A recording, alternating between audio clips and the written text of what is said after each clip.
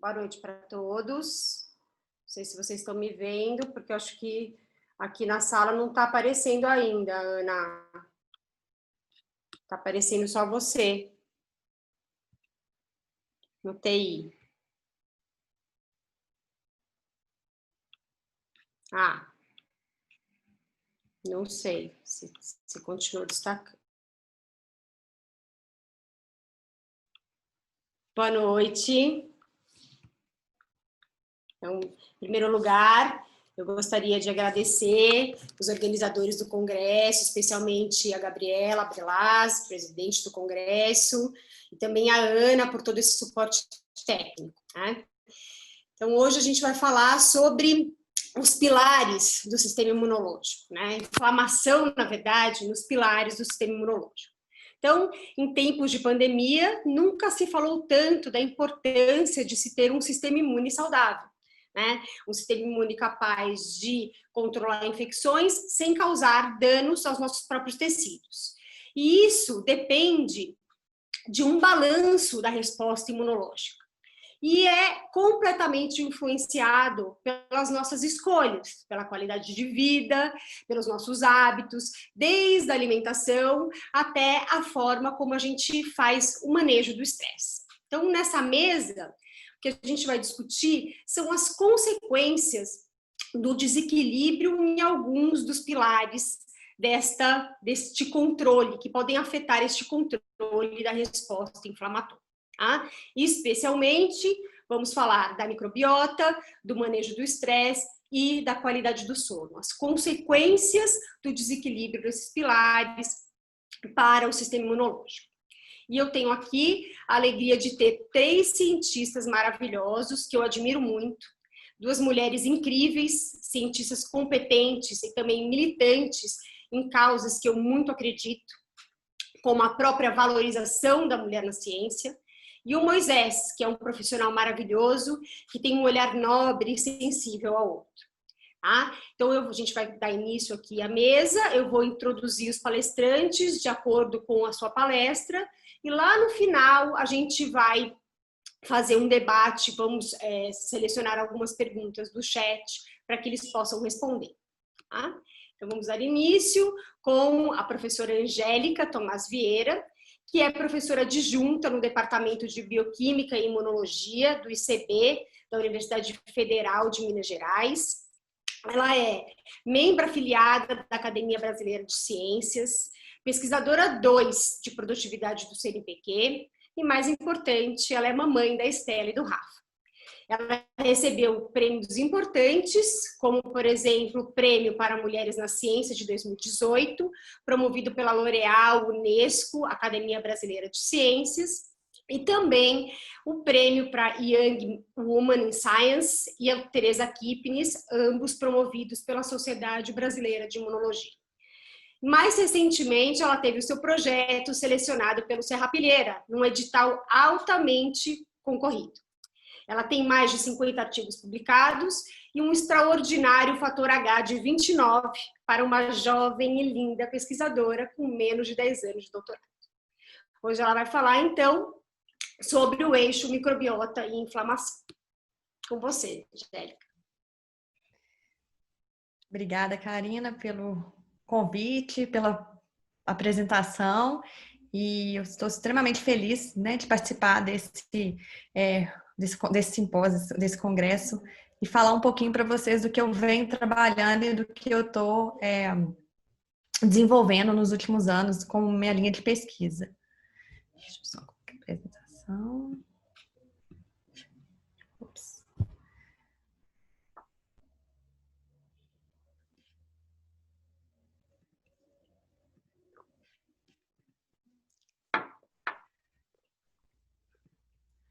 Bom, então eu começo falando um pouco sobre o papel da microbiota intestinal na inflamação, mas eu vou destacar principalmente o diálogo que existe entre a dieta, uma dieta saudável principalmente, rica em fibra, a nossa microbiota intestinal e como que isso impacta diretamente o sistema imune do hospedeiro.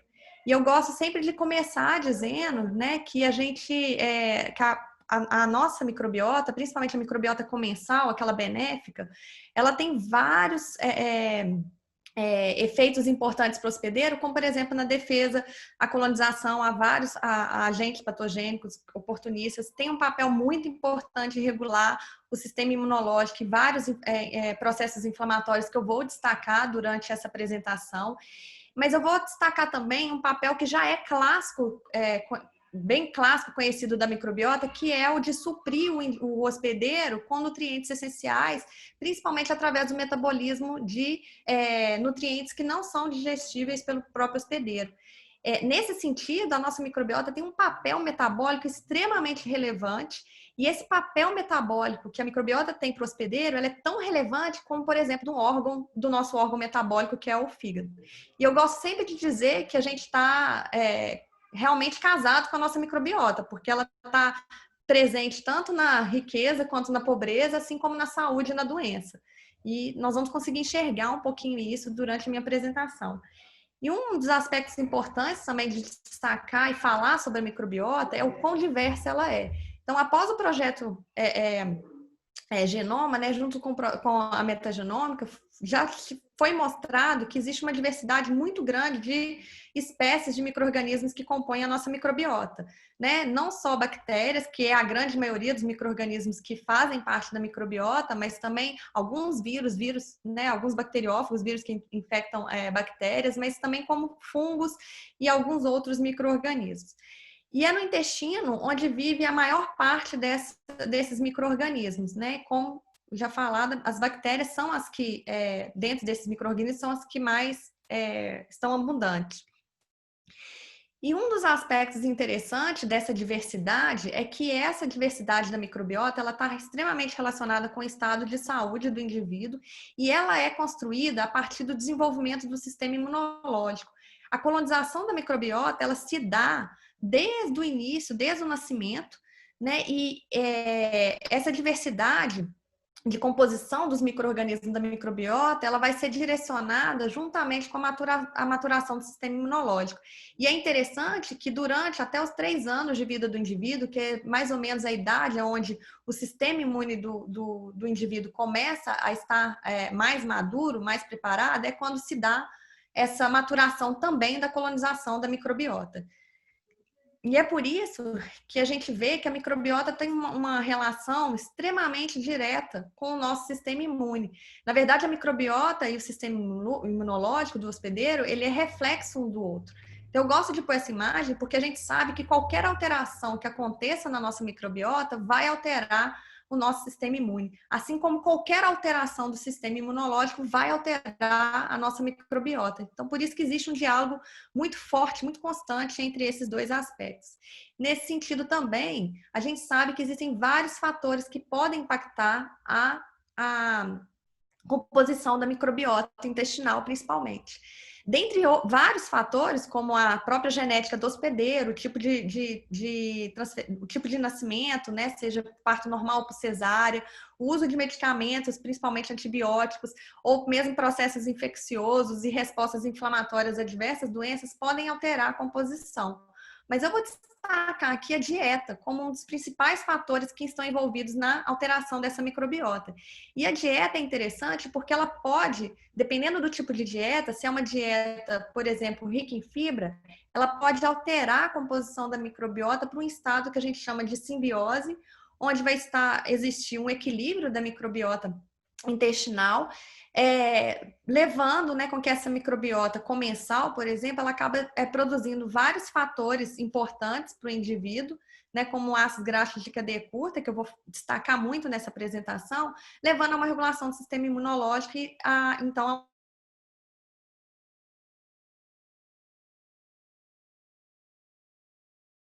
de gordura, ela pode levar a um desequilíbrio da composição dessa microbiota, que pode causar um estado de desbiose, que a gente chama, onde pode levar, inclusive, ao aumento de fatores de virulência, que pode levar a uma desregulação do sistema imunológico, causando uma resposta inflamatória nesse hospedeiro. E essa desbiose ela é interessante porque ela faz com que cresça, né, na própria micro-organismos ou bactérias conhecidas como patobiôticas, que são bactérias que, em estados normal, ela pode não causar nenhuma doença no hospedeiro. No entanto, quando ela tem um desequilíbrio, essa população né, de micro-organismos entra em desequilíbrio, ela pode levar ao crescimento dessas bactérias patobiôticas que podem vir, então, a se tornar bactérias causadoras de várias doenças, aumentando a resposta inflamatória do hospedeiro. E ainda, né, o que a gente tem visto nos últimos anos é que existe uma correlação muito grande com o tipo de dieta ou aumento, né, de doenças inflamatórias em países desenvolvidos, onde o tipo de dieta que é bem clássico são as dietas do tipo de fast food, que são exatamente as dietas hipercalóricas com baixo teor de fibras ou de outros nutrientes saudáveis. E a gente está relacionando esse aumento dessas respostas inflamatórias nesses países associado ao quadro de desbiose, né, causado pela alteração da composição da microbiota. E é nesse sentido que a gente vê também que a microbiota intestinal, ela hoje é o cerne de várias doenças inflamatórias importantes, onde eu vou destacar, inclusive, o papel importante da desbiose no quadro de infecções causadas por vários agentes patogênicos. Mas claro que existe sempre aquela preocupação de que ainda, né, a gente não se sabe muito ao certo de o que seria a causa-consequência, né? São os quadros inflamatórios dessas doenças que vão levar à desbiose da microbiota ou se são as alterações da microbiota que estão associadas ao desenvolvimento dessas doenças. Existem vários estudos que têm explorado nessa questão, mas existem várias ferramentas, né, tecnológicas que ajudam hoje a responder vários dessas perguntas. Mas o que é fato é que existe uma correlação muito grande entre o desenvolvimento dessas doenças e as alterações da microbiota. E é nesse sentido também que entra, então, as estratégias de modulação da microbiota, da composição da microbiota, como estratégias terapêuticas que poderiam ser importantes, né? Então, aí tem os probióticos, ou pré-bióticos, ou mesmo pós-bióticos, que são pentabólicos produzidos por bactérias probióticas, que vão levar a benefício para o hospedeiro, bem como o transplante fecal, né, que hoje em dia está sendo muito utilizado exatamente por entender a importância da composição da microbiota. E eu venho trabalhando na hipótese de que, por exemplo, uma dieta rica em fibra, né, principalmente de fibra solúvel, que a gente sabe que a fibra solúvel ela serve como um componente importante para bactérias comensais benéficas da microbiota, que são capazes, né, de fermentar então essas fibras solúveis, produzindo o que a gente chama de ácido graxo de cadeia curta. E esses ácidos graxos de cadeia curta já tem sido demonstrado ser extremamente importante como fonte energética, principalmente para as células epiteliais do intestino. E, mais recentemente, o nosso grupo, juntamente com o grupo na Austrália, vou mostrar um pouquinho dessa história, tem descoberto o papel principalmente do acetato, que dentre esses ácidos graxos de cadeia curta, o acetato é o ácido graxo de cadeia curta mais produzido, comparado com o propionato e butirato. E ele tem um papel importante que ele consegue alcançar níveis sistêmicos elevados, atuando, né, não somente no intestino, mas sistemicamente no hospedeiro. E nós temos demonstrado que ele tem um efeito importante, imunomodulador, principalmente de controlar a resposta inflamatória, principalmente por se ligar ao seu receptor, um receptor acoplado à proteína G, GPR43, que está altamente expresso nas células inflamatórias como neutrófilos, eosinófilos e macrófagos. E em 2009, então, nós demonstramos pela primeira vez que em animais nocautes, né, ou seja, deficientes por GPR43, eles eram muito mais suscetíveis a doenças inflamatórias, não só do trato gastrointestinal, como a colite, mas também na asma e na artrite, quando comparado com os animais selvagens. Por outro lado, nós observamos também que quando se tratava os animais com uma dieta rica em fibra, né, a gente sabendo que a fibra, a dieta rica em fibra que a gente utilizava de escolha foi a pectina, que é altamente expressa nas cascas de frutas cítricas, como por exemplo limão e maçã. E ao tratar os camundongos com uma dieta rica em fibra, a gente viu que a gente conseguia elevar os níveis sistêmicos de acetato 7 dias após a dieta, a gente já conseguia ver esses níveis de acetato circulante. E um aspecto interessante é que a gente, ao observar, né, a composição da microbiota dos camundongos que recebiam uma dieta rica em fibra, a gente observava que tinha uma diversidade importante de bactérias da microbiota intestinal. Mas quando a gente dava uma dieta com baixo teor de fibra, ou seja, com zero teor de fibra, nós observávamos que havia uma alteração significante da composição da microbiota intestinal. Essa alteração ela era muito mais significante na ausência de fibra do que na composição da microbiota com fibra, comparado com os animais que recebiam uma dieta normal.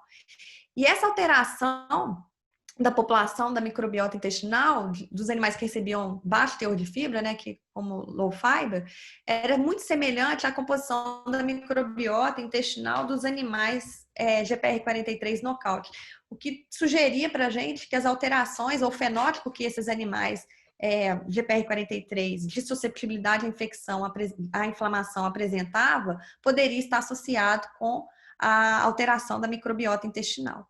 E por outro lado, nós observamos também que a dieta rica em fibra ela tinha um papel importante benéfico na prevenção da colite, que é uma doença inflamatória intestinal que lesa as células epiteliais do intestino, causando uma inflamação intestinal importante.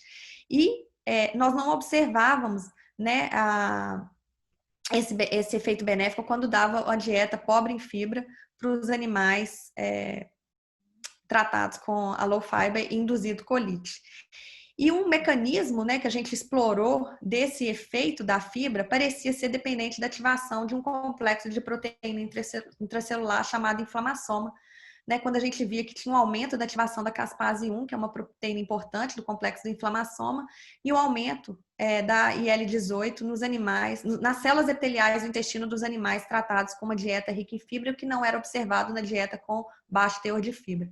Interessantemente, nós observamos que as células epiteliais dos animais GPR43 knockout, eles tinham uma deficiência da ativação de inflamação, que sugeria que esse poderia ser um mecanismo pelo qual a dieta rica em fibra poderia estar atuando na manutenção da barreira epitelial no modelo de colite. E aí nós vamos explorar, né, qual que seria então o papel desse receptor do GPR43 no modelo de inflamação, que é o modelo de gota, porque a gente sabe que o modelo de gota é um modelo, é uma doença, né? A gota é uma doença, é uma artrite, né, gotose, que é 100% dependente da ativação de inflamassoma, quando induzida por cristais de ácido úrico. E a inflamação característica da gota é principalmente pelo recrutamento de neutrófilos e ativação de macrófago na cavidade intraarticular. E o que no modelo experimental que a gente induziu, a gente vê que macrófagos dos animais GPR43, eles têm deficiência na produção de ROS, de espécie reativa de oxigênio, que a gente sabe que é importante para ativação de inflamação. E a gente vê que macrófagos, né, dos animais knockout, por receptor desses metabólitos microbianos, eles têm deficiência na ativação do inflamassoma. E quando a gente induz em vivo, né, o modelo de gota, injetando cristais de ácido úrico na articulação dos camundongos, a gente vê que há um aumento do recrutamento de neutrófilo nos animais WT, mas há uma redução, ou seja, há uma deficiência dessa resposta nos animais GPR43 knockout. Mostrando então que a ativação de inflamassoma nesses animais é realmente deficiente nesse contexto. Isso nos animais knockout. E esse fenótipo hiporresponsivo também era observado nos animais germe-free, que são animais que não têm a microbiota, ou seja, mostrando que a microbiota, de alguma forma, ela tinha um papel importante em primar a resposta imunológica, né, o sistema imune do hospedeiro, para responder a um estímulo danoso, como no caso do cristal do ácido úrico. Por outro lado, de maneira bem interessante, nós mostramos que nos animais convencionais, ou nos animais selvagens, normais, quando a gente trata os animais com acetato, e aí dose dependente, ou seja, é necessário aumentar os níveis de acetato para que a gente veja um efeito anti-inflamatório no modelo de gota, a gente vê que com a dose maior, que são níveis encontrados sistemicamente em indivíduos onde tem a microbiota comensal, a gente vê que dá uma redução de neutrófilos na cavidade articular.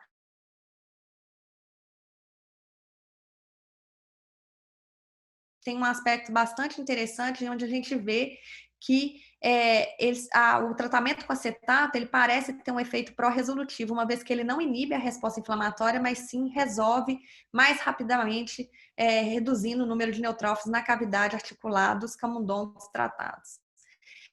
por outro lado, a gente vê também que a dieta rica em fibra, e não a dieta com baixo teor de fibra, é capaz de reduzir o número de neutrófilos nos animais no pico da inflamação. E observamos também que no pico de inflamação, onde o número de neutrófilos era iguais entre o animal com controle e tratado com acetato, nós coletamos neutrófilos desses animais e vimos que os neutrófilos dos animais, da cavidade articular dos animais que foram tratados com acetato, eles tinham um aumento da proteína da anexina 1, que está extremamente relacionada com os mecanismos pró-resolutivos importantes, mostrando inclusive um aumento de eferocitose, que é a capacidade do macrófago de engolfar, né, captar neutrófilos apoptóticos na articulação, o que sugere para a gente, então, que esses metabólitos microbianos têm um efeito pró-resolutivo muito importante no processo inflamatório. E isso trouxe para a gente uma perspectiva muito importante de estudo, que é exatamente tentar entender qual que seria o papel desses metabólitos microbianos numa resposta infecciosa. Exatamente porque a gente sabe que no processo infeccioso, a gente precisa do processo inflamatório para conter o patógeno. No entanto, a gente sabe que essa resposta inflamatória exacerbada, ela pode vir a causar doença se ela não for resolvida, né? Então, esse efeito pró-resolutivo do acetato trouxe essa perspectiva de teste, por exemplo, nos modelos infecciosos. E, juntamente com o grupo da Unicamp, professor Marco Pinolo, inclusive a Karina também está presente nesse trabalho, isso é demonstrado, né, o quão importante é, por exemplo, o papel, o efeito, né, o papel do GPR43, também conhecido como FFR2, né, no processo infeccioso. E aqui nós demonstramos que no modelo de infecção intestinal por Clostridium difficile, né, os animais FFR2, né, o GPR43, eles são mais suscetíveis à infecção por Clostridium, e quando tratado com acetato, né, o acetato protege um pouco esses animais da infecção, e esse efeito parece ser dependente da ativação do GPR43, uma vez que a gente não vê, né, uma melhora clínica após a infecção por Clostridium nos animais nocaute tratados com acetato. E esse mecanismo, esse efeito benéfico do acetato na infecção intestinal por Clostridium parece também ser dependente da ativação do NLRP3, que é importante, que é uma proteína importante no complexo inflamassoma. E eu venho, então, trabalhando agora, né, com a hipótese, principalmente ligada ao eixo intestino-pulmão, onde a gente sabe que uma vez que esses metabólitos apesar de eles serem produzidos no intestino por bactérias comensais, eles podem alcançar níveis sistêmicos e podem afetar outros órgãos, como, por exemplo, o pulmão. Né? E nesse aspecto, né, eu venho trabalhando mostrando que, por exemplo, a microbiota intestinal ela tem um papel muito importante nessa defesa do hospedeiro contra a resposta infecciosa. E nós temos mostrado, isso é visto principalmente, né, quando você induz uma infecção pulmonar em animais germe-free, aqui no caso induzida pela bactéria Klebsiella pneumoniae, né, que causa pneumonia. Os animais germe-free eles são muito mais susceptíveis do que os animais convencionais quando eles são induzidos à pneumonia, mesmo com uma dose pequena de Klebsiella pneumoniae. E esses animais sucumbem muito mais a essa infecção e principalmente pelo aumento da carga bacteriana no pulmão. E de maneira interessante, nós selecionamos uma bactéria comensal isolada de um indivíduo saudável, né, com um potencial probiótico importante. Essa bactéria pertence ao nosso grupo de pesquisa na UFMG. É uma bifidobactéria longo, produtora de ácido graxo cadeia curta, mas ela tem uma característica peculiar bem interessante, que é porque ela produz uma grande quantidade de acetato. E nós colonizamos animais germe-free, então, com essa bactéria viva, em estado inativado, ou seja, morta, e nós observamos que ao tratar os animais germe-free com essa bactéria, ou, na verdade, ao colonizar os animais germe-free com essa bactéria comensal, a gente conseguia reverter o quadro de suscetibilidade do germe-free, né, fazendo com que ele sobrevivesse melhor à infecção pulmonar. E também o tratamento era capaz de zerar os níveis de bactérias no pulmão desses indivíduos. E isso era mais proeminente quando a gente dava a bactéria, o probiótico vivo, e não tanto proeminente quando a gente dava ele morto, sugerindo então que um dos mecanismos pelo qual esse essa colonização, né, com essa bactéria comensal poderia estar exercendo no germe free seria talvez pela produção de acetato.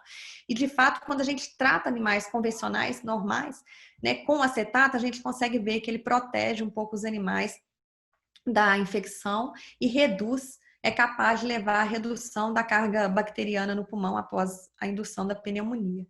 E nós também mostramos que esse fenótipo, né, de hiporresponsividade dos animais germe-free também era observado nos animais de PR43 nocaute. Quando a gente induzia pneumonia neles, eles tinham uma susceptibilidade muito maior à infecção por Klebsiella pneumoniae, com uma carga bacteriana muito alta no pulmão. E quando a gente observava a cinética, a gente observava que ele sim era capaz de responder, de levar um aumento de neutrófilos para o pulmão para lidar com a bactéria, mas esse aumento da carga bacteriana em períodos mais tardios, né, mostrava que ele tinha um aumento da resposta inflamatória pulmonar que não era suficiente para poder lidar com a carga bacteriana. E nós exploramos um pouco isso mais para frente, mas eu não vou detalhar tanto aqui, mostrando que ele tem deficiência de fagocitose. Macrófagos alveolares desses camundongos têm deficiência na fagocitose de células bacterianas e combate. Com isso, a inflamação nesses animais são muito mais exacerbada, mas não suficiente para controlar a infecção. E nisso, isso trouxe também como perspectiva a ideia, né, de tentar, então, trabalhar com essa hipótese num modelo de infecção causada por um micro-organismo, no caso, a própria Klebsiella pneumoniae, mas a Klebsiella pneumoniae PC, que é uma bactéria altamente perigosa e, como a gente hoje em dia está vivendo a pandemia, a Organização Mundial de Saúde já prevê a próxima pandemia até os anos 50 pela KPC, por ela estar sendo espalhada largamente pelo mundo inteiro e não existir nenhum tipo de tratamento atual que consiga combater essa bactéria. E um aspecto interessante é que a Klebsiella pneumoniae ela é uma bactéria patobiótica que está presente em mais de 70% da população no mundo. E com isso, né, nós induzindo um modelo de infecção pulmonar causada por uma linhagem de Klebsiella KPC, e ao tratarmos com a dieta rica em fibra, os camundongos, a gente observou que os animais que foram tratados com a dieta rica em fibra e infectados tiveram uma redução do número de células inflamatórias no pulmão.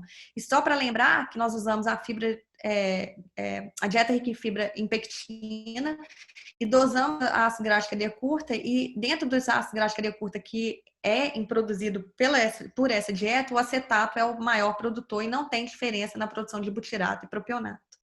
E aí eu venho então pensando na hipótese, né, e aqui é um dado preliminar, de que um aspecto bem interessante que chama bastante atenção é que quando a gente observa que a pneumonia é uma das principais causas de morte em criança até 5 anos de idade, mas mais de 50% desse óbito está associado com uma má nutrição.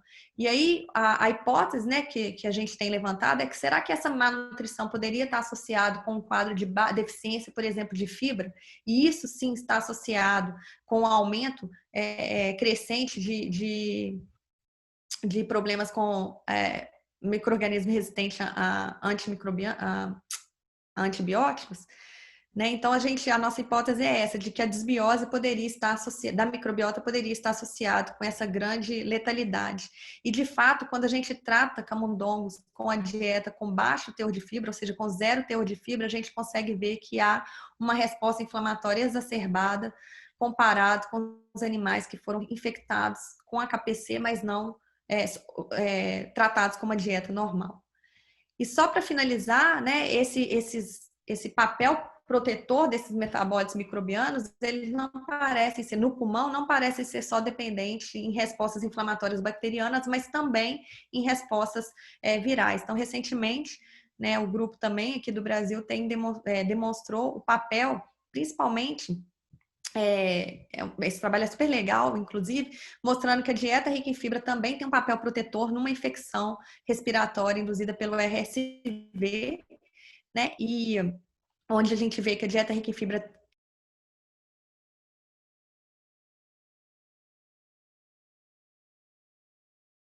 da carga viral no pulmão. E o interessante é que esse efeito modulador parece ser dependente da microbiota, uma vez que quando você depleta a microbiota, né, com antibiótico dos animais que foram tratados com a dieta rica em fibra e induz a infecção, você perde esse efeito benéfico de proteção no pulmão, mas você consegue restaurar esse efeito novamente quando você trata esses animais que foram antibióticos depletados, microbiota depletado com acetato. Então, mostrando que esse mecanismo parece ser dependente da produção de acetato, né? E mais especificamente via ativação de GPR43, induzindo a resposta de interferon no pulmão. Com isso, eu queria agradecer principalmente todos os colaboradores que têm participado desses projetos, né? E ao meu laboratório de microbiota e modulação, aos meus alunos que nesse período estão parados também, mas têm contribuído extremamente em tentar continuar essa linha de pesquisa da maneira que a gente consegue. E só para terminar, tem esse trabalho super legal que foi feito em parceria com a Universidade de Recife, com a professora que trabalha com divulgação ela é da ciência da computação e trabalha com divulgação científica, fazendo gibis, né? E ela criou uma série que é de mulheres empoderadas, onde ela fez uma série sobre mim, achei super interessante, né? Falando um pouco sobre o papel da mulher na ciência, a fim de divulgar esses gibis para jovens mulheres que queiram fazer ciência. E é só acessar o site e tem lá o gibi disponível para poder ler. E obrigada.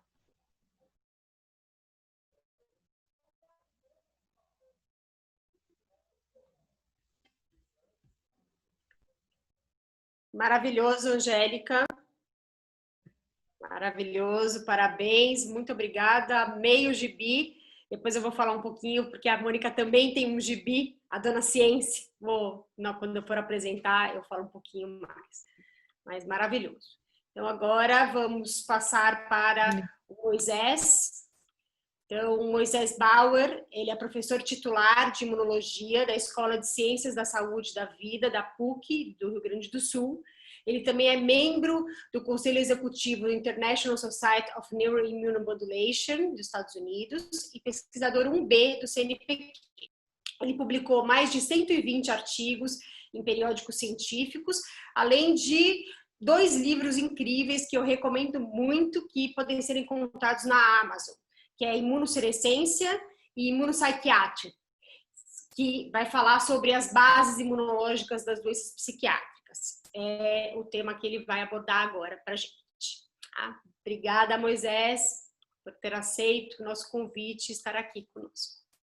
Ok, boa noite a todos. Muito obrigado, Karina, pela apresentação, né? Acho que eu esqueci de falar que nós somos ótimos amigos também há bastante tempo, né? Com certeza.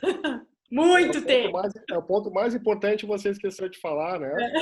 Nossa amizade de longa data já, né, Karina? E também com demais amigos aí de São Paulo e, enfim, de tantos lugares que a gente acaba conhecendo, se encontrando sempre nos congressos, né? Então, eu tenho um grande prazer de estar aqui com vocês hoje à noite para falar um pouquinho sobre o papel da inflamação crônica em transtornos neuropsiquiátricos, especificamente no transtorno bipolar, na depressão maior, na esquizofrenia, né? Onde a inflamação parece estar bastante presente, não só associada, mas perpetuando esses estados de humor alterados. Então,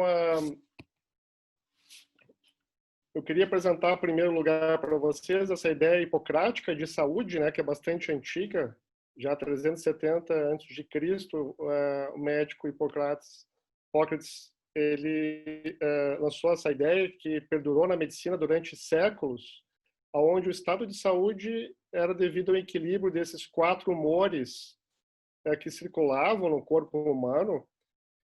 Estando em equilíbrio, a gente tinha um estado de saúde. Quando a gente tinha algum desequilíbrio nesses humores, nós tínhamos algum tipo de doença. Então, esses 4 humores são a fleuma, que levava a um temperamento fleumático, né, um temperamento mais equilibrado. A fleuma, segundo Hipócrates, era produzida nos pulmões.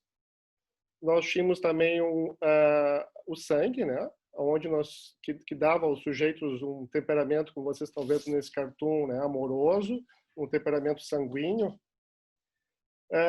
A bile amarela, que era produzida no fígado e que levava esse humor maníaco, esse temperamento maníaco, bravo, colérico desse cartoon da Idade Média que vocês estão vendo.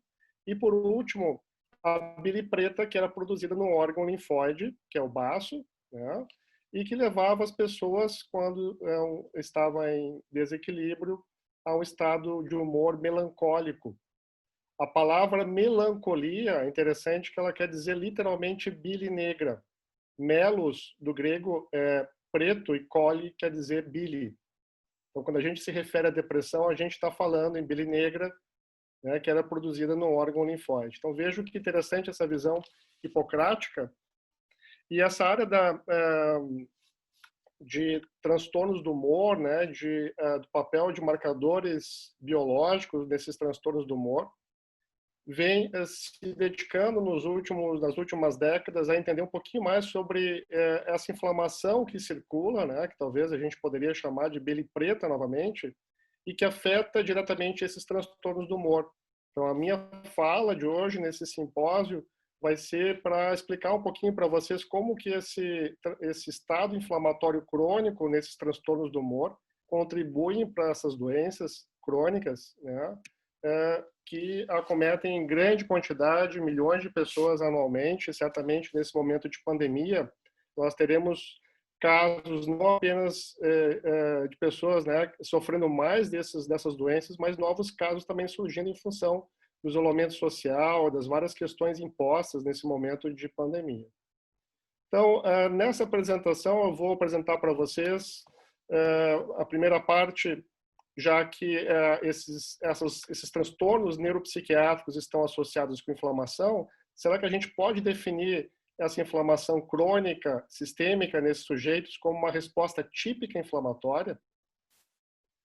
Na segunda parte, eu vou mostrar para vocês que evidências nós temos dessa inflamação sistêmica nos transtornos do humor, com especial importância na depressão maior, no transtorno bipolar.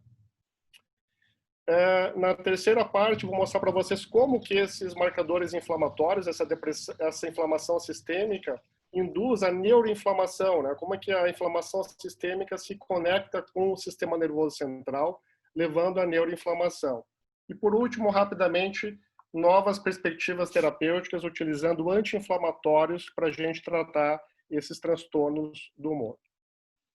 Então, vejamos quais são os componentes básicos ou típicos, né, de uma resposta inflamatória.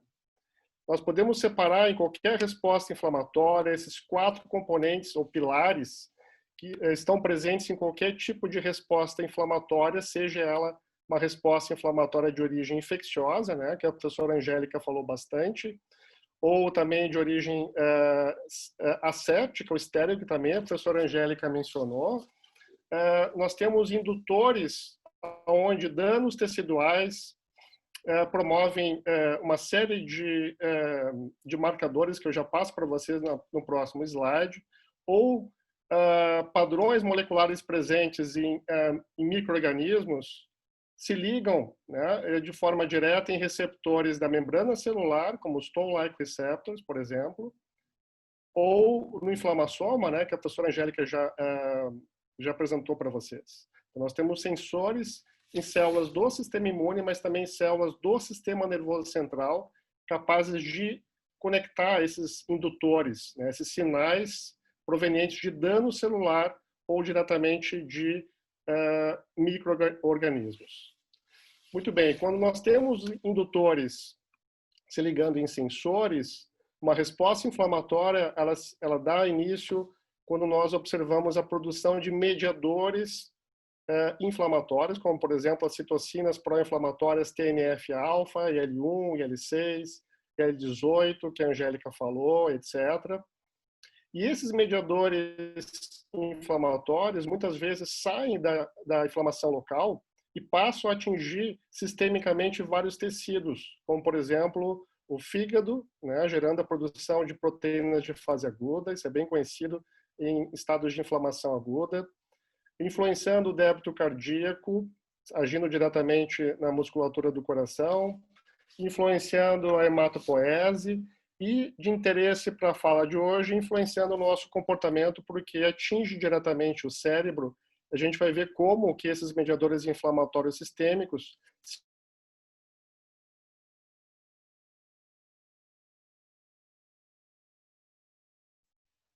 Então, primeiro, eu gostaria de mostrar para vocês os indutores presentes nos transtornos do humor. Vários estudos clínicos vêm demonstrando um aumento de DUMPs, né, que são esses padrões moleculares associados ao dano celular.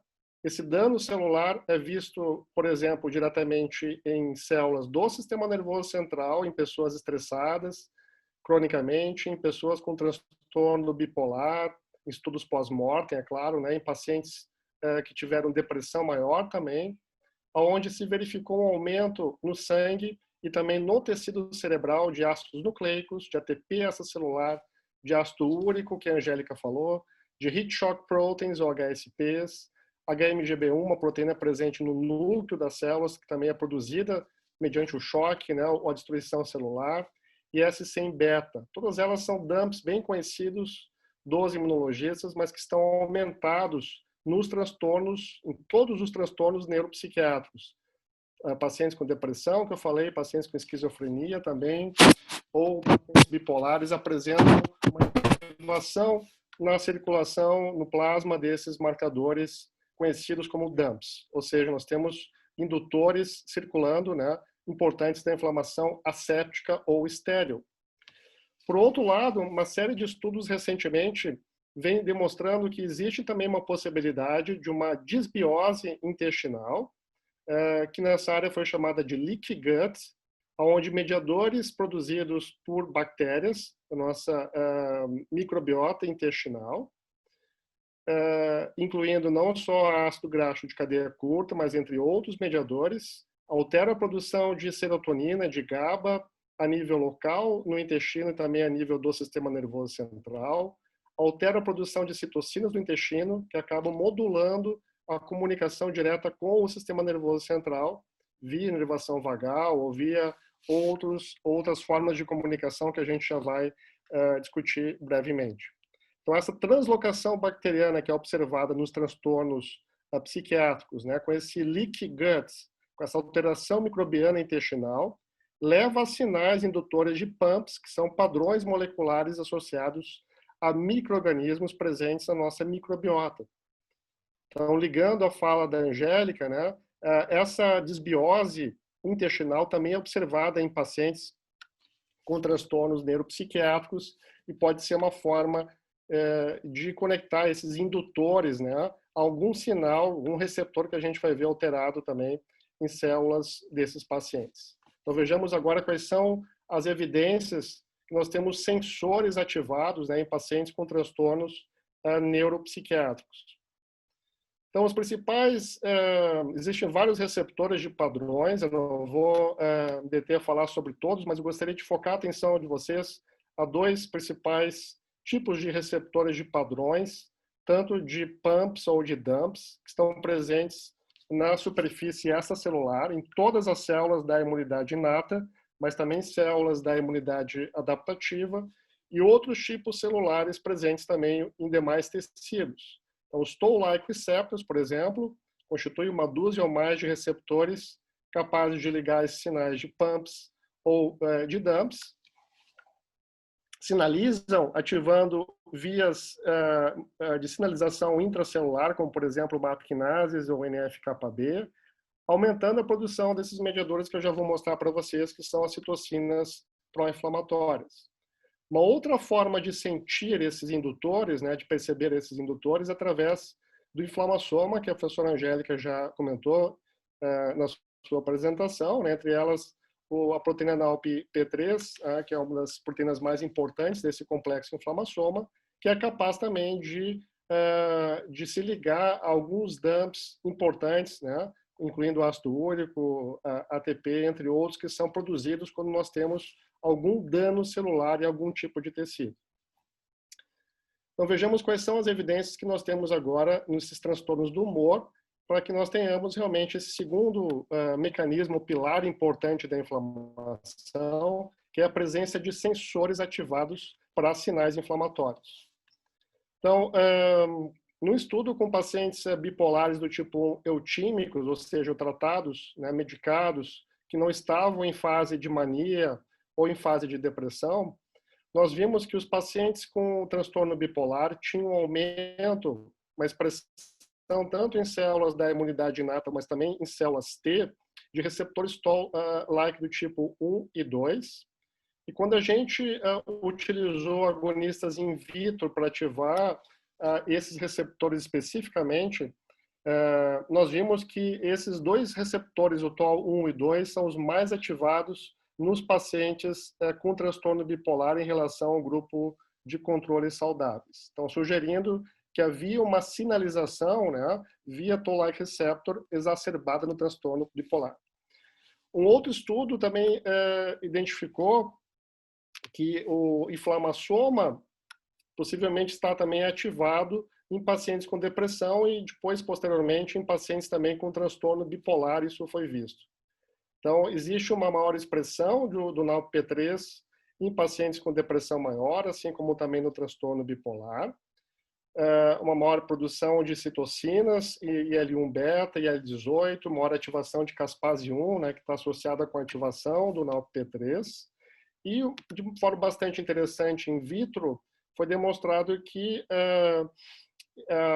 alguns antidepressivos, como a amitriptilina, né, que são classicamente utilizados na psiquiatria já há bastante tempo, conseguem diminuir a expressão de NALP-P3, sugerindo que talvez o inflamassoma esteja não só associado com um processo inflamatório exacerbado nesses transtornos, mas possivelmente seja um dos mediadores para os efeitos terapêuticos de algumas classes de antidepressivos. Esse é um dos poucos estudos experimentais que eu vou citar para vocês hoje. A minha fala eu enfoquei mais em dados clínicos. Esse é um estudo interessante do mesmo grupo da Espanha, que mostra que camundongos nocaute para NALP-P3, eles são protegidos da depressão induzida experimentalmente. Então, a partir de um modelo de depressão experimental, os autores viram que os animais selvagens que apresentam NALP-P3, que apresentam todos os genes da resposta inflamatória, eles ativam a expressão de NALP-P3 no córtex pré-frontal, assim como também no hipocampo, que são duas áreas muito importantes na percepção do estresse, nas vias efetoras em lidar com o estresse. Então, essa depressão experimental estava associada com uma inflamação a nível do tecido cerebral, aumentando o NALP-P3 e IL-1-beta no cérebro de camundongos normais ou selvagens. Então, isso não era visto em animais NALP-P3 nocaute, ou seja, sugerindo que possivelmente o inflamassoma tem um papel importante na neuroinflamação e nesses animais essa depressão não era induzida, ou seja, os animais ficavam protegidos dessa depressão induzida pelo estresse experimental. Nós vimos também alguns anos atrás que as vias de sinalização dessa resposta inflamatória estavam exacerbadas ou aumentadas nos pacientes com transtorno bipolar do tipo 1, tanto a expressão aumentada de uma sinalização da expressão de MAP kinases e também do NF-κB, que são duas rotas intracelulares associadas com a ativação da inflamação, né, com o início da produção dos mediadores pró-inflamatórios.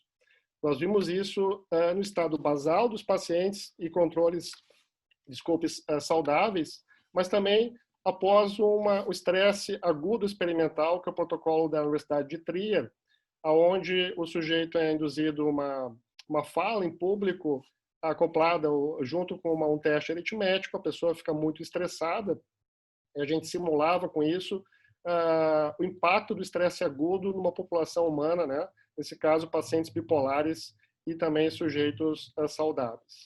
Então, tanto antes, no período basal, quanto após esse estresse agudo experimental, nós vimos uma maior sinalização de proteínas MAP kinases fosforiladas, ou então de NF-κB também fosforilado, sugerindo uma maior sinalização das vias envolvidas com a inflamação. Então, já que nós temos indutores, né, que são os pumps e dumps aumentados nos transtornos neuropsiquiátricos, nós temos sensores mais ativados em células do sistema imune e possivelmente também sensores ativados no sistema nervoso central desses pacientes. As vias intracelulares envolvidas com a inflamação também estão ativadas nesses pacientes. E agora a gente vai ver quais são os mediadores que estão presentes sistemicamente que podem influenciar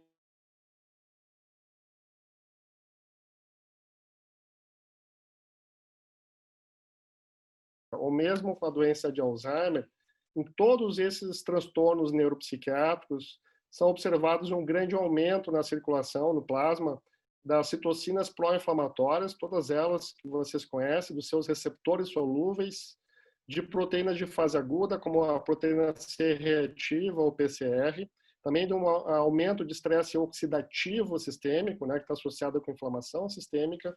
Uma série de estudos do nosso grupo e também de grupos dos Estados Unidos e da Europa vem corroborando essa ideia que existe uma inflamação sistêmica em pacientes com transtornos do humor. Assim como também estudos pós-mortem de suicidas em pessoas que tiveram depressão e morreram, né, ou então pacientes bipolares, foi visto um aumento dessas citocinas pró-inflamatórias e marcadores pró-inflamatórios no líquor e também no tecido cerebral, por exemplo, no córtex pré-frontal, onde foi visto um aumento desses marcadores pró-inflamatórios. Então, parece que essa inflamação não é apenas sistêmica, no sentido que está circulando, né, no nosso sangue, mas ela também repercute, ela está associada com o processo de neuroinflamação nos transtornos neuropsiquiátricos. Muito bem. Até então, não se conseguia precisar muito bem a fonte da produção desses biomarcadores inflamatórios sistêmicos, já que várias células não imunes também podem secretar esses marcadores inflamatórios, incluindo adipócitos, né, que produzem adipocinas, entre outras células do nosso corpo que também, quando ativadas, produzem marcadores inflamatórios. Então, para entender um pouquinho mais sobre a produção de proteínas inflamatórias do sistema imune, nós medimos in vitro, após a ativação com ligantes específicos em células de pacientes bipolares ou então em leucócitos de pacientes controles, e vimos a produção in vitro estava bastante aumentada de todos os marcadores inflamatórios analisados e também algumas proteínas anti-inflamatórias ou mais regulatórias, sobretudo nos pacientes bipolares. Esse aumento, em alguns casos, chegava a 10 vezes maior a produção in vitro de marcadores pró-inflamatórios quando as células, os leucócitos periféricos eram estimulados, sugerindo que sim, as células do sistema imune são mais ativadas nesses pacientes e produzem mais marcadores inflamatórios. Para entender um pouquinho mais sobre o grau de ativação dessas células, nós analisamos não só um perfil de marcadores celulares que nos remetem ao estado de ativação dessas células, né, especificamente dos linfócitos T periféricos nos pacientes, mas também no perfil de células T reguladoras ou regulatórias, que contribuem, como a gente sabe na imunologia, para frear a inflamação de maneira sistêmica bastante importante. O que nós vimos nesse estudo em pacientes bipolares do tipo 1 é que antes de fazer o estresse agudo experimental, esses pacientes apresentavam um aumento percentual na quantidade de células T ativadas, tanto em população CD4 como CD8.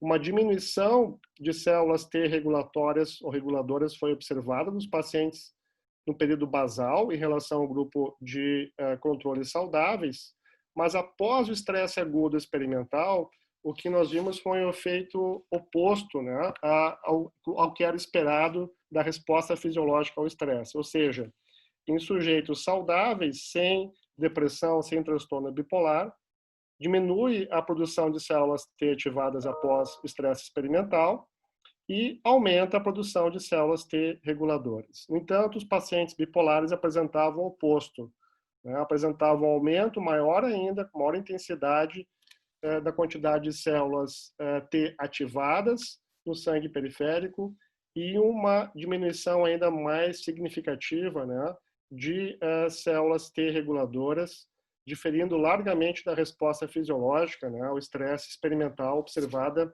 em sujeitos controles. Então, mostrando que a maneira como o sistema imune se comporta, né, um estressor psicológico experimental agudo, induzia uma resposta diferencial no sistema imune que remetia a um estado de ativação maior, né, do sistema imune e também a uma perda de uma regulação importante que são essas células T reguladoras ou regulatórias. Então vejamos agora o impacto desses mediadores no sistema nervoso central, né? Será que essas citocinas, esses mediadores contribuem para essas doenças crônicas, né? Para a esquizofrenia, para o transtorno bipolar, para a depressão maior, e como que esses mediadores, citocinas solúveis no sangue, ou então células do sistema imune, fazem essa importante ligação com o sistema nervoso central. Em primeiro lugar, a gente sabe há bastante tempo, né, que as citocinas inflamatórias nos deixam triste.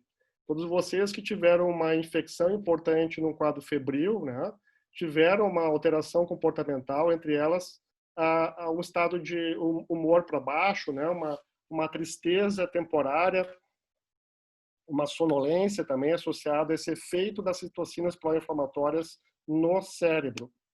Nós temos também a evidência que as citocinas pró-inflamatórias, elas alteram a resposta comportamental a partir do estudo de pacientes que precisam utilizar marcadores inflamatórios, como, por exemplo, o antiviral interferon alfa, né, que é uma citocina pró-inflamatória. É um importante agente antiviral para tratar pacientes com hepatite C, que inibe completamente a multiplicação do vírus da hepatite C, né? Só que cerca de 50% a 60% dos pacientes desenvolvem uma depressão durante a terapia de 12 semanas com interferon alfa. Então, por isso é que os médicos já receitam um antidepressivo, né, que é bastante eficiente, controla esse efeito, mostrando que sim, citocinas pró-inflamatórias em modelos experimentais ou em humanos produzem um estado de depressão. Como que essas citocinas inflamatórias sistêmicas do sangue acabam repercutindo no cérebro, gerando depressão, né, gerando estado de humor alterado? Existe uma série de mecanismos já bem tipados, já bem conhecidos em modelos experimentais e também clínicos, mostrando que as citocinas pró-inflamatórias podem chegar ao cérebro através do sangue, né, em áreas onde a barreira hematoencefálica não é uma barreira propriamente dita, né, ela permite essa entrada de citocinas e sinais para dentro do cérebro no estado de saúde ou mesmo nesses transtornos neuropsiquiátricos. As citocinas podem sinalizar via o nervo vago, né, o 10º nervo craniano, onde essa informação vagal ou via neural acaba levando um sinal, mudando principalmente essas 4 alterações cerebrais que eu vou apontar, decorrentes da ação de citocinas inflamatórias no cérebro. Então, o primeiro ponto é a neuroinflamação, né, com ativação de células que incluem astrócitos e também a microglia, que é o macrófago do sistema nervoso central.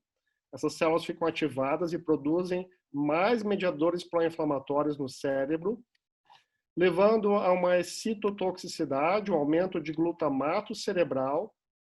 Essa é a base de algumas classes de antidepressivos, né, diminuir níveis de glutamato cerebral.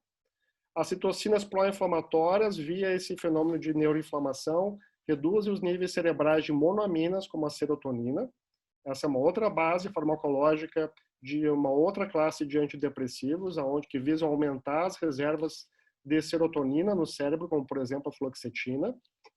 E outro ponto importante é que as citocinas inflamatórias regulam o nosso comportamento, as funções cerebrais, através de uma redução da neurogênese, principalmente na região hipocampal, e isso está associado com uma redução também da neuroplasticidade, capacidade das sinapses se tornarem mais fortes e a gente gerar, né, portanto, uma perda cognitiva que está presente, né, em todos esses transtornos neuropsiquiátricos. Então, um ponto importante é que depressão, transtorno bipolar, esquizofrenia estão associados com perdas cognitivas bem importantes e se acredita hoje que essas perdas podem ser devido a essa inflamação sistêmica, né, que acomete esses pacientes.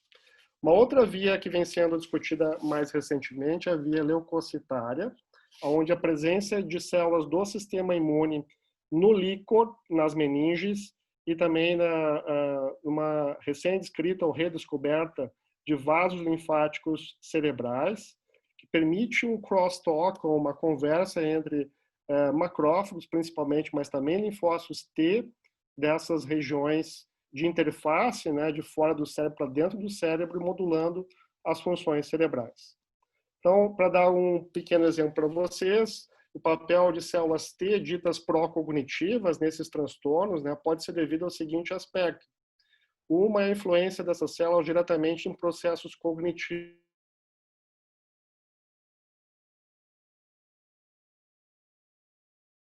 deficiência em linfócitos T ou deficiência de linfócitos T e B, são os camundongos SCID e NUD, né, que são desprovidos de linfócitos T ou T e B.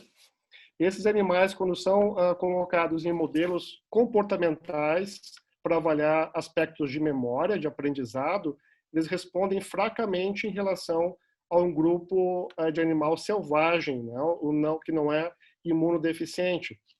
O mais interessante, quando esses autores colocaram de volta nesses animais deficientes em linfócitos, os linfócitos T desses animais selvagens, essas respostas comportamentais, essas respostas de memória foram restabelecidas, mostrando que era necessário células T na interface entre essa região meningia com o cérebro para manter a nossa cognição intacta. Fantástico isso, né? Seria importante a gente conseguir induzir isso na sala de aula, né, pessoal? Para a gente conseguir ter mais memória mais eficiente, também precisamos dos nossos linfócitos.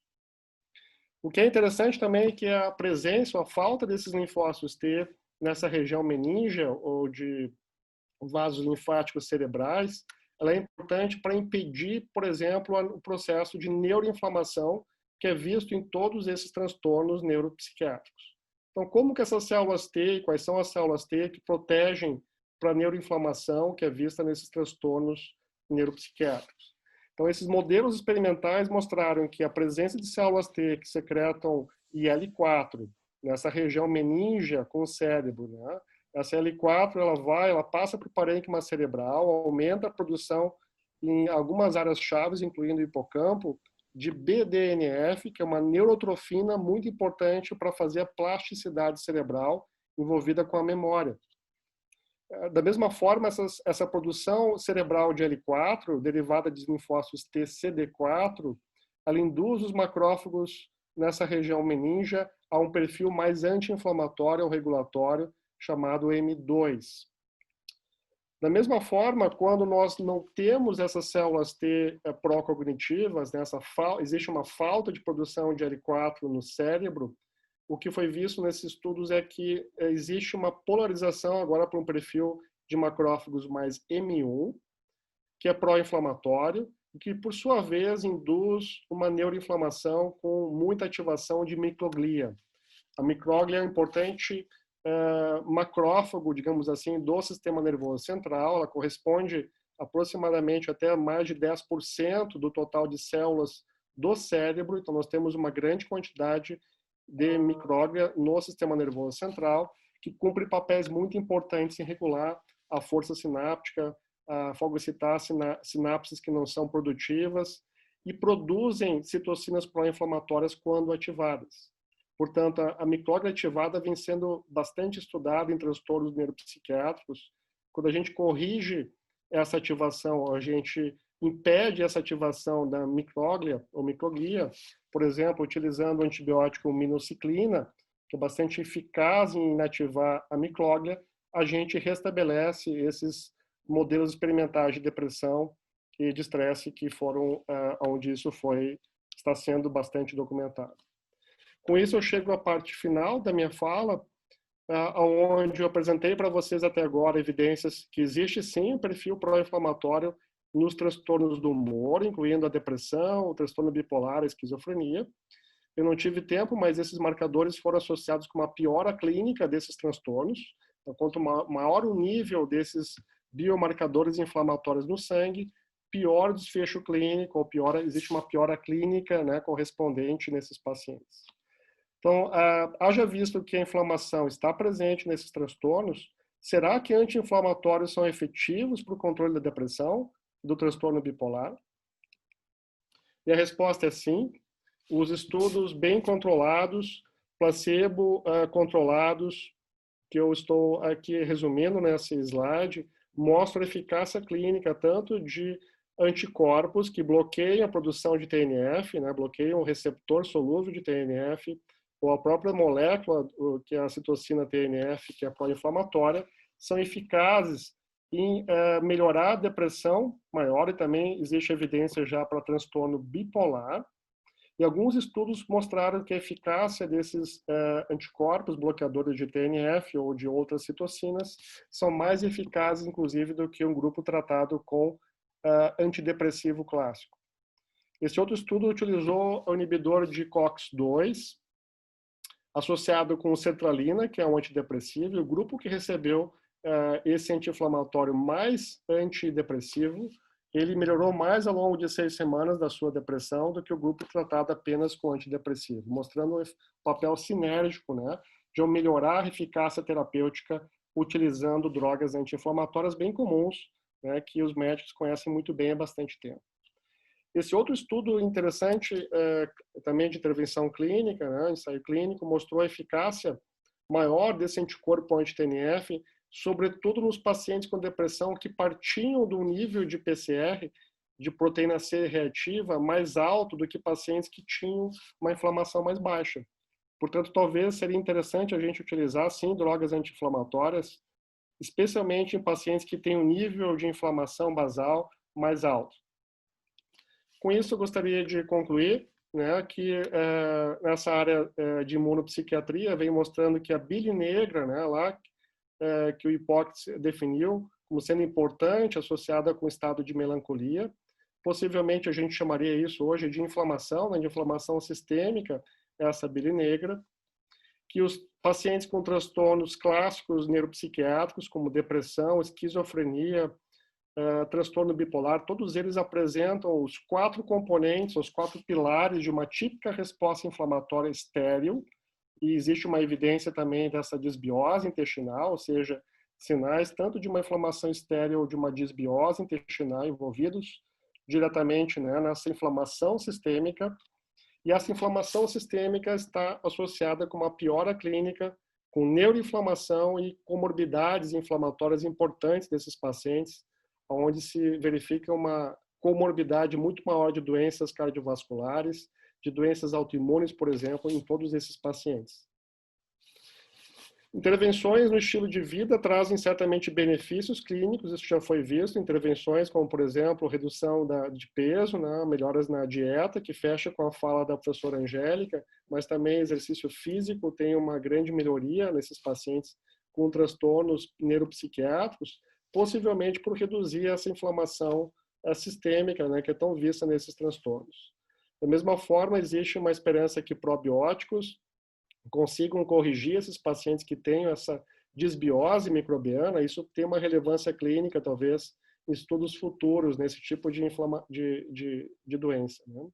E, por último, a prescrição de anti-inflamatórios, né, de biológicos, anticorpos que bloqueiam a inflamação e também que bloqueiam a neuroinflamação, como a minociclina, podem também ser recomendados a esses pacientes, porque a sua eficácia clínica e segurança já foi comprovada. Para quem quiser saber um pouquinho mais sobre isso, né, a Karina citou brevemente, esse é o livro que eu editei junto com o professor Antônio Teixeira, que está no Texas atualmente, que se chama Immunopsychiatry, onde vocês têm uma ideia mais detalhada, tanto dessas alterações básicas inflamatórias, né, que fazem comunicação com o sistema nervoso central, e também algumas alterações específicas e alguns transtornos, né, que eu não tive tempo de falar, como os transtornos associados aos quadros de demência, etc. Então, por último, eu gostaria de finalizar com essa frase do cientista francês que vocês conhecem, que é o Blaise Pascal, filósofo. Isso ele falou do século XVII. Eu considero impossível conhecer as partes sem conhecer o todo, assim como conhecer o todo sem conhecer particularmente as partes. Então é isso, pessoal. Muito obrigado pela atenção. Excelente, Moisés. Parabéns. Tomara que a gente consiga tirar do papel essa colaboração que a gente tanto, né, tem falado e, sei lá, amornado isso aí, né? Bom, então, por último, mas não, né, menos importante, pelo contrário, vamos chamar agora a professora Mônica Andersen. Ela trabalha com sono, mas quando a gente olha o CV dela, dá para duvidar que ela durma pela 1 hora sequer da noite. É impressionante. Ela é professora livre docente da Psicobio, da Unifesp, membro da Academia Brasileira de Ciências, bolsista de produtividade 1D do CNPq. Atualmente, ela é coordenadora da Câmara de Pós-Graduação e Pesquisa da Escola Paulista de Medicina, coordenadora do CEUA, vice-chefe do Departamento da Psicobio, chefe da disciplina de Biologia do Sono, publicou mais de 560 artigos científicos com mais de 5.000 citações. Recebeu muitos prêmios, entre eles o mesmo prêmio da Angélica, o Prêmio para Mulheres na Ciência, concedido pela L'Oréal, Academia Brasileira de Ciências e Unesco, e recentemente ela recebeu um reconhecimento como uma das 250 pesquisadoras mais influentes no Brasil, na Open Box da ciência. Além disso, ela é idealizadora de importantes projetos de extensão para divulgação da ciência, como a idealização do gibi Dona Ciência, que eu recomendo demais que vocês todos conheçam. E ela ainda consegue estar sempre linda e impecável. Vamos lá, Angélica, sono e... Mônica, sono e o impacto no sistema imune. Obrigada. Boa noite a todos. Vocês estão me ouvindo bem, Karina? Perfeito.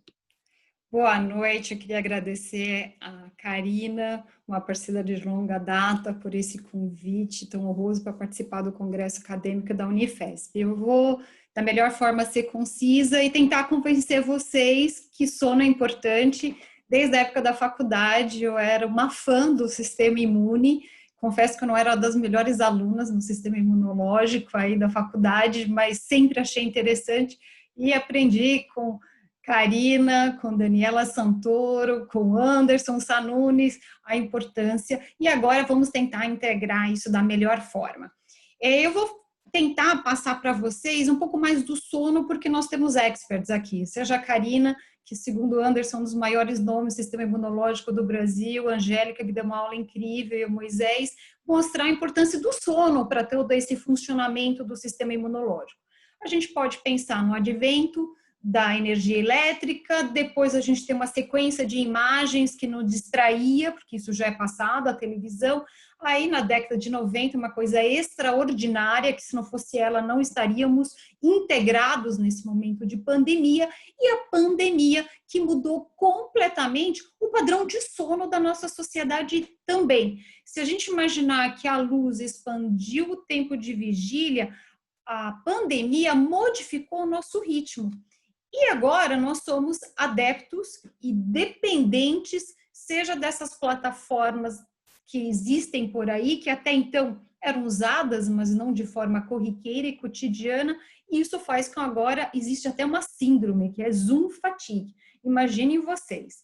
Hoje o nosso cenário cotidiano mudou muito. Eu gostei quando a Karina apresentou a Angélica, que ela falou mais importante, mãe de 2 crianças. Como que a Angélica, cientista, consegue, com 2 crianças, tendo aulas em casa, atividades domésticas, ainda conseguir ter um sono regular? E esse sono regular, hoje, a gente sabe que é a medida número 1 para este equilíbrio que a Karina explicou tão bem. Quando a gente tem uma mudança dos pilares de qualidade de vida, e entre eles está o sono, nós vamos ter uma alteração do sistema imune. Voltando a falar agora das alterações do padrão de sono, nós temos tanto a privação de sono, que ela pode ser voluntária ou não, mas nós temos mais de 80 distúrbios de sono. 1/3 das mulheres da cidade de São Paulo tem a síndrome da insônia. E nós temos 1/3 da população de São Paulo acometidos com um distúrbio respiratório muito comum, que a gente chama de apneia. Se a gente pensar só nos homens, isso é 40%. Vamos pensar antes da pandemia. A privação de sono, a redução do tempo de sono levava ao quê? Uma alteração da memória, lapsos, erros de omissão, por exemplo, alterações cardíacas, mais alterações na sensibilidade dolorosa, disfunção sexual, risco a diabetes e inclusive mortes nas estradas brasileiras e tantos erros que acontecem, seja aéreos ou seja nas estradas. Isso tudo era antes da pandemia, porque agora a gente pode ainda associar isso com repercussões desse vírus sobre o sistema imunológico, que já está alterado pela privação de sono. Essa falta de sono de qualidade modifica ainda o nosso comportamento. Nós nos tornamos mais ansiosos, favorecendo divórcios, maior dependência química, depressão. O Moisés comentou muito bem sobre os transtornos mentais. A privação de sono facilita, por exemplo, surtos esquizofrênicos, alteração de eutimia para uma mania, quem tem transtorno bipolar, e ainda vamos mostrar agora na pandemia que tem aumentado o consumo de álcool, que álcool por si só também priva da fase dos sonhos. Mas a Karina me pediu para falar, né, sono e sistema imunológico. Então vamos tentar agora mostrar alguns trabalhos que mostram de uma forma global que o sono é fundamental para essa integridade.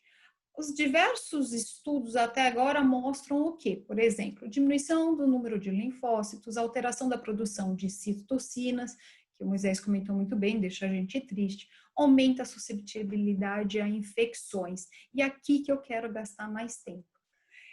Tentar mostrar alguns estudos em que tenta se explicar o papel do sono nesse sistema imunológico. E eu não poderia jamais deixar de mencionar a doutora Daniela Santoro, professora aqui da Unifesp, nesse trabalho belíssimo em que mostra qual é a predisposição induzida por uma privação de sono, esse modelo animal, Karina lembrou bem, tem que ser provados pela CEUA, num modelo animal murino. E tem outros trabalhos também em colaboração com a Daniela, por exemplo, a pergunta principal, privação de sono REM, aquele que acontece das 4 a 6 vezes por noite, que é a fase dos sonhos, e na pandemia a gente tem sonhado de forma bizarra. O que tem entre sono, sistema imunológico, a gente não sabe muito, mas sabe menos ainda sobre essa fase tão peculiar que a gente tem. Como que essa privação de sono REM, ou privação dos sonhos, pode alterar o curso natural da infecção por malária? E aqui, de forma resumida, o grupo da Daniela Santoro mostra que os camundongos infectados e privados, diferentes protocolos de sono REM, o que acontece? Maior parasitemia e mortalidade. O que a gente não pode fazer numa situação clínica, o modelo animal é extremamente útil para responder algumas questões que eticamente não seria possível. E aqui os animais morrem mais quando estão privados de sono REM. E também menor formação de anticorpos específicos. Mas vamos pensar um pouco na situação clínica. Esse trabalho alemão foi um divisor de águas na ciência do sono. O que eles mostram? Que ao fazer privação de sono pré ou pós-vacina contra a hepatite A, há uma formação de anticorpos 97% menor. Um dado muito alarmante, que realmente, como eu mencionei, foi espalhado para o mundo inteiro essa informação, pena que a gente não leva isso em consideração quando a gente faz uma campanha de vacinação aos sábados, justo quando na sexta-feira a gente tinha, né, uma pizzaria, um encontro com os familiares, para os jovens as baladas. Nós somos privados de sono normalmente no final de semana. E esse estudo mostra que seja antes da vacinação ou depois, o sono é fundamental para a formação dos anticorpos. Mas não é só esse estudo não. Olha esse aqui, também relativamente recente, eles distribuíram as pessoas em 2 grupos e fizeram um desafio imunológico. E eles viram que pessoas que dormem 5 horas tinham 45% deles mais suscetível a ter algumas condições clínicas, por exemplo, uma gripe, um resfriado, comparado aos 18% dos indivíduos que dormiam 7 horas. Vale aqui dizer que não necessariamente as pessoas têm que dormir 7 horas. Nós temos pequenos e grandes dormidores. Maior parte da população se contenta entre 7 e 8, mas nós temos indivíduos que têm um sono de qualidade com 6 horas, e isso é programação genética, enquanto nós temos os grandes dormidores que precisam mais de 9 horas, mas a média é entre 7 e 8 horas. E nessa fase que nós estamos, essa vacina que vai nos tirar dessa pandemia, a Unifesp, um motivo de honra para nós, faz parte dessa pesquisa global que envolve, né, outros centros do mundo. E o que nós precisamos? Achar uma vacina que realmente seja eficaz contra esse vírus. E nessa linha tem esse trabalho mostrando uma redução da formação de anticorpos específicos contra H1N1 5 dias após a vacinação de indivíduos privados de sono. Vamos lembrar que nós estamos em teste. Por favor, eu faço aqui um alerta a quem vai ser voluntário da nossa instituição para tomar a vacina teste, que durma bem antes e depois. Eu acho que é essa a mensagem que eu gostaria de dar. Os 2.000 voluntários, que nós somos eternamente gratos, de 18 a 55 anos, aqui da nossa instituição, que vão tomar essa vacina, por favor, durmam. Isso vai fazer uma defesa maior contra esse vírus que está solto por aí, a pior semana que nós tivemos até agora, recorde. É importante entender que o sono, mais do que nunca, é importante para a nossa integridade do sistema imunológico. Assim, a mensagem final que eu desejo para todos é que a gente tenha um sono muito bom. E como fazer isso? Com algumas medidas relativamente simples. Evite luz artificial. E aqui eu coloquei em outra cor para destacar mais na fase da pandemia, mas é importante a luz natural, numa incidência direta ou indireta, por exemplo, uma janela, no horário da manhã, nessa fase de pandemia que nós estamos em confinamento e distanciamento social. Evite comer demais antes de dormir, pelo menos 2, 3 horas antes, evita refluxo. Tentar não pensar em problemas, eu sei que nós estamos numa fase de incerteza, e tem um pouco de restrição ao acesso ao noticiário se isso prejudica o sono pelo aumento de cortisol. Evite café, bebidas estimulantes, o álcool em excesso, evite o celular, dispositivos eletrônicos ao lado da cama, evite dormir muito tarde ou irregularidade nessa fase que nós estamos. Tente da melhor forma fazer exercícios físicos, mesmo que esteja dentro de um apartamento pequeno. Mantenha o ambiente favorável. Respeite se você é matutino, tenta dormir mais cedo. Se você é vespertino, você tem mais facilidade com a madrugada, mas tenta não fazer isso de forma avançada demais. Mas medida de higiene de sono mais importante para todos nós é estabelecer horários regulares. Isso vale especialmente agora que nós não temos tantas vistas externas interferindo na nossa rotina. E se todo mundo puder valorizar o seu sono, eu tenho certeza que a integridade do sistema imunológico, que é tão importante para nós nessa fase, vai ser melhor. Obrigada pela atenção de todos.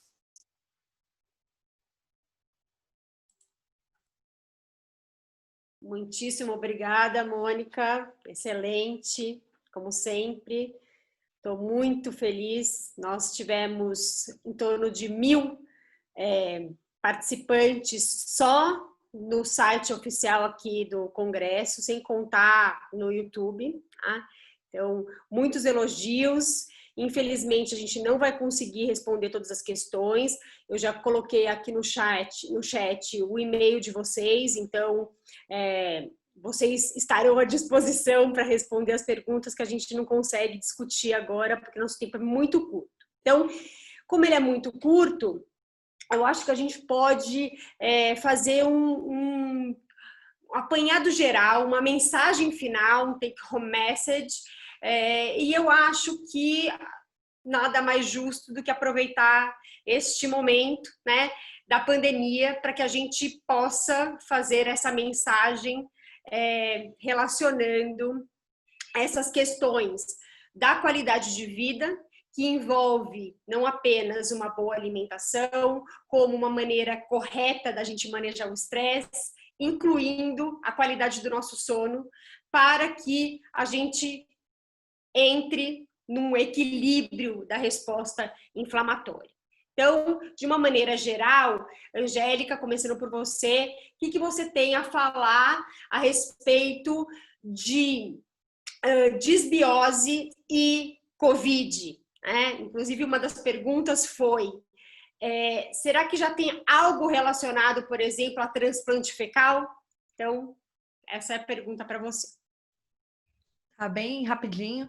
Não tem nada de transplante fecal ainda fazendo, mas existem fortes evidências de que essa desbiose pode estar associada ao quadro de gravidade de Covid, né? Então, os indivíduos que estão assintomáticos ou os indivíduos que não são sintomáticos, existe uma forte relação, associação de pode ser associado com essas alterações da microbiota, principalmente porque um dos principais receptores de entrada para Covid é o HR, que ele está altamente expresso também nas células epiteliais do intestino. E o que a gente vê também é que o HR, os animais knockouts, né, para o HR, ele tem uma alteração da microbiota muito forte. Isso sugere para nós, né, que essas alterações da microbiota poderiam estar influenciando diretamente na entrada do vírus, e também pelo fato de que a gente consegue, já tem trabalhos mostrando que você consegue detectar partículas virais do SARS-CoV-2 nas fezes de indivíduos e não, mesmo quando não é diagnosticado no pulmão. Então, mostrando que o vírus tem a capacidade de permanecer ali no intestino por grande tempo. E, assim, a hipótese que vale, que eu acho que acredito, é exatamente de que essa modulação da microbiota pela dieta pode sim servir como uma forma de prevenção, né, de ajudar o indivíduo a não se prevenir da infecção, mas da resposta inflamatória pulmonar proveniente da infecção por Covid. Excelente. Então, mais questões para a Angélica por e-mail. Muito obrigada. E você, Moisés, o que você acha, por exemplo, a respeito desses coquetéis todos, dessas drogas todas que estão sendo testadas para os pacientes com Covid? Você acha que isso pode afetar, de alguma maneira, os distúrbios neuropsiquiátricos? Boa pergunta, Karina. Assim, não temos nenhuma evidência ainda concreta a respeito disso, né? Qualquer medicamento que acaba influenciando com a resposta inflamatória sistêmica, né, de uma certa forma pode contribuir piorando um paciente que tem algum transtorno neuropsiquiátrico. Então, de novo, qualquer medicamento deve ser visto com muita atenção, né? Especialmente esses medicamentos que onde nós não temos uma comprovação da eficácia para a COVID, como, por exemplo, antiomínticos, né, e também a cloroquina, hidroxicloroquina. Então, esses medicamentos que podem ter alguma ação, né, nessa questão inflamatória certamente devem piorar ou repercutir numa alteração neuropsiquiátrica. Excelente. Tem bastante coisa para a gente conversar a respeito disso. Mônica, e você? Vamos, sim, tá bastante claro que o teu recado, por favor, não só os voluntários, como todos nós que receberemos em breve a vacina, precisamos associá-la a bons hábitos e também à qualidade do sono, né? Mas a pergunta é a seguinte: os efeitos inflamatórios, a inflamação causada pela própria infecção e até os efeitos dos tratamentos, isso poderia ter uma relação com a qualidade do sono? Tirando toda a parte psicológica, o medo, o estresse, você acha que a infecção em si pode alterar a qualidade do sono? Ótima pergunta, Karina. Nós temos muito pouco ainda em termos de evidência científica. Se a gente colocar Covid, sono, hoje aparece por volta de 280 trabalhos, mas isso é uma somatória total, pois é. Mas a gente não tem ainda, de forma robusta, relatos de pacientes com Covid e qual é a alteração objetiva no sono. Você falou bem, se a gente excluir a parte psicológica, ansiedade, medo de morrer, a gente tem que ficar com alteração da arquitetura que a gente conhece. Isso não se sabe ainda. Parece que há uma modificação com redução do tempo de sono REM e de sono de ondas lentas, mas ainda a gente não pode dizer que dá para seguir nessa linha. Eu acredito que deva ter, não só porque numa situação de privação de sono que esses pacientes estão, nós temos um quadro pró-inflamatório que acentua e potencializa a ação do vírus, como o vírus por si só eu acho que tem efeito sim. Mas eu acho que nós vamos precisar de mais tempo para ter certeza dessa resposta e precisamos de imunologistas como você para responder essa questão. Então, vem para o lado do sono. Estaremos juntas, com certeza. Gente, muito obrigada mais uma vez, obrigada a todos que assistiram, obrigada aos organizadores, obrigada a Ana, que nos ajudou aqui. Terminamos exatamente em tempo. Muito obrigada, gente. Até a próxima. Até a próxima, obrigado.